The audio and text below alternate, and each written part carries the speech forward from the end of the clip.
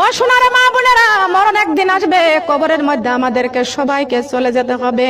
আমরা যেদিন মারা যাব গো মা, ওই দিন আমাদের লাশটা গোসল করাইবে। কথা বলেন ঠিক না বেঠিক? মুর্দার লাশটা গোসল করাইয়া দিবেন, প্রতিবেশীরা গোসল করাইয়া সুন্দর করে বাজার থেকে সাদা কাফনটা আনিয়া ওই কাফনটা পরাইয়া দিবে। কোথায় থাকবে তোমার কানের দুল, কোথায় থাকবে তোমার গলার মালা, কোথায় থাকবে তোমার হাতের বালা, কোথায় থাকবে তোমার সেই লাল বেনারসি শাড়ি, কোথায় তোমার শৌকাসের কত কাপড় চোপড় থাকবে, কোথায় তোমার সেই বিছনা, কোথায় খাট, কোথায় জাজিম, কোথায় তোশক, কোথায় থাকবে বালাখানা? সব ছেড়ে অন্ধকার কবরে চলে যাওয়া লাগবে। কথা বলেন ঠিক না বেঠিক? ও আমার মা বোনেরা, যেই দেহে কোরআন নাই ওই দেহের কোনো দাম নাই, যেই দেহের মধ্যে নামাজ নাই, ইসলাম নাই, ওই দেহের মধ্যে কোনো দাম নাই।